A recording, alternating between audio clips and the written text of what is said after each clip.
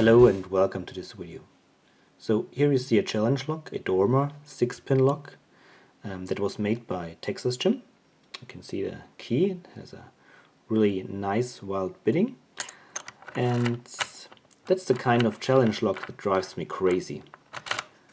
I'm picking on this now since a few days, and I got it open a couple of times, but I've not yet a clue how to do it reliably. So at some point in time I know, okay, it's going to the opening phase, and then it opens, but I can't really tell which pins in which order, and it really feels really strange. So yeah, normally when I pick a lock, a challenge lock, when I'm lucky, I get it open the first time within maybe 5 or 7 minutes.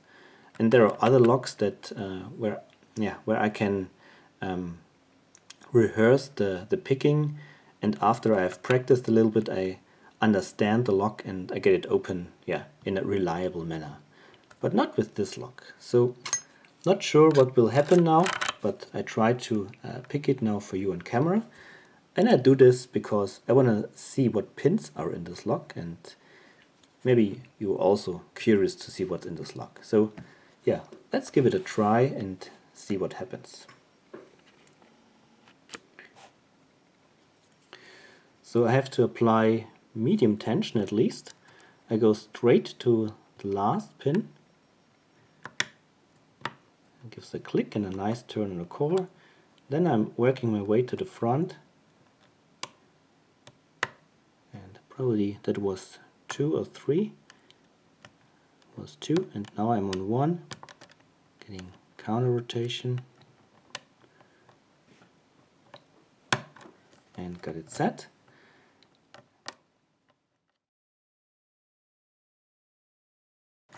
So basically these pins give kind of crunchy feedback, but then they return to the original state, and yeah, it's really not easy.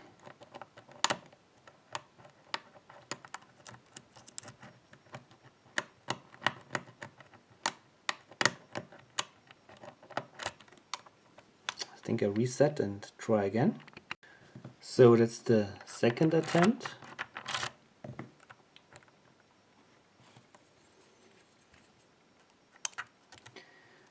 As before, going to the back.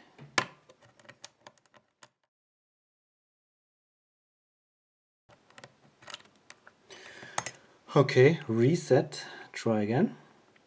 So this is attempt number 3. And again, start in the back. With at least medium tension, gotta turn on the core, work my way to the front, and see, 1 is binding. Got it. So this works always the same way, but now it kinda stops with a good feedback. There is feedback here, that's good. I think I lost the full set. Got it back. I think on 2. Let's check 1.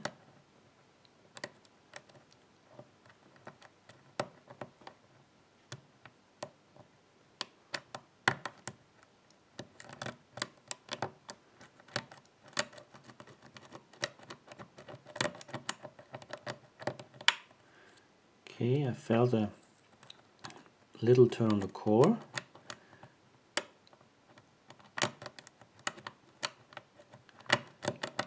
I don't know how Texas Jim did this, but it's a really tough lock. Keyway is not the easiest, and I believe it has tight tolerances, and I'm really curious to see the pins.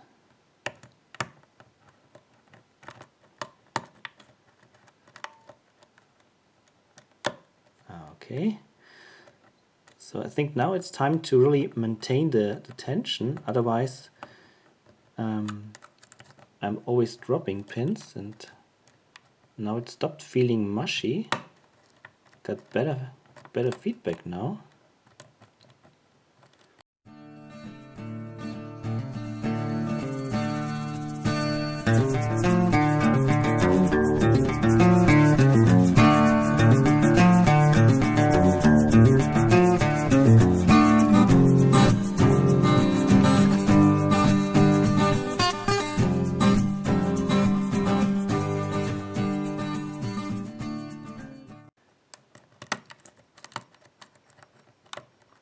Okay, now I've got a good turn on the core, and if everything runs as expected, I think the last pin is now, it's probably 6.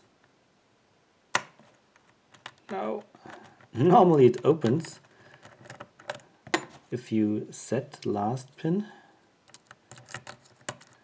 Maybe just one pin has returned. Maybe not. But it's amazing how the states in this lock change.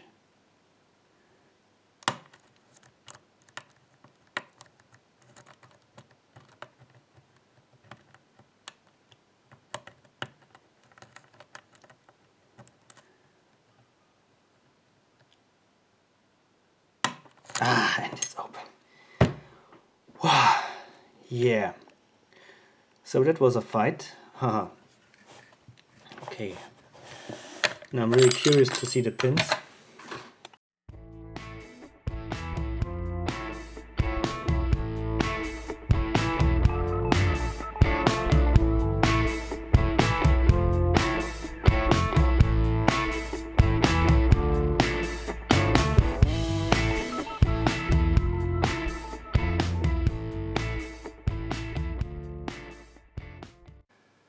So here we see the pins at a glance, and the key pins are all serrated of different kinds, all with very sharp edges towards the shear line, multiple serrated, single serrated, wider serrations.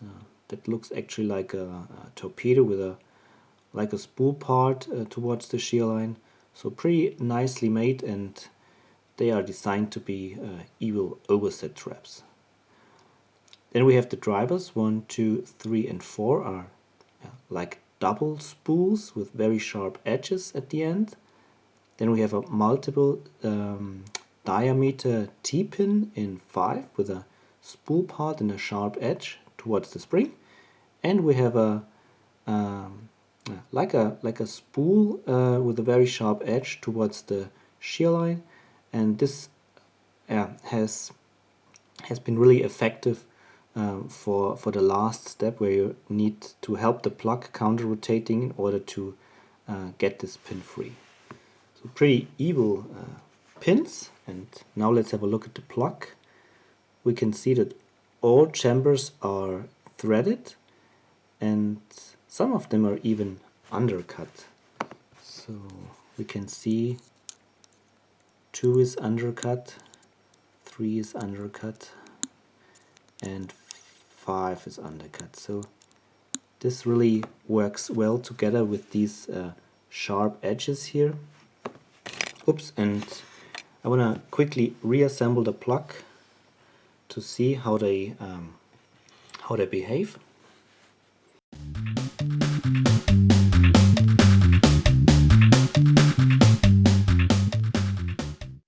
So let's start with number 1. It's one of these double spool pins, and at 1 there is a lot of space left for the driver to become effective. And in the current state it's with a thin part, with the upper thin part at the shear line. There is a little bit of play, as you can see, so plug would drop into a little false set. Then when you pick it, it wants to pass the shear line with a thick part, giving counter rotation. Then again, false set when it reaches the shear line with a thin lower part, and finally a counter rotation until it passes the shear line with a sharp edge, and you always have to fight with a sharp edge here against the threading in the pin chamber. So now 2 is same kind of pin, and there is not so much room left for bringing all the spool parts into play, but enough room for a little false set at 2. But here you have to fight with the undercutting and this sharp edge. Same in 3, same type of pin, same type of driver pin for chamber number 3, and also same amount of space left here. Then we have number 4, also this double spool driver, but here we can see already that the thick part is at the shear line, so we have, when you pick it a little bit, it drops into a false set if the other pins allow this, and then you have to fight with a sharp edge here against the threading until it gives free the shear line after counter rotation. And then here at 5 we have this multi-diameter T-pin, and also threading and this undercut. So this sharp edge here grabs really nicely in the undercut and makes it really hard to get the shear line free at this pin chamber. And here at number 6 we can see it's very effective. You have to pick it until you drop into a false set because of the smaller diameter here, and then with the threading and the sharp edge at the end of this pin, it also again grabs nicely, and you have to really fight hard to get the shear line free at this pin chamber or stack. Yeah, that's a tough lock, Texas Chimp. Thank you very much for making this great challenge lock. And Johan from Sweden, thank you very much for sending this lock to me. Where is the card? Yeah, here it is. Johan, thank you very much. That's his YouTube channel, ASDF and that was the last lock from your package. Yeah, everybody else, thank you very much for watching. Happy picking and bye bye.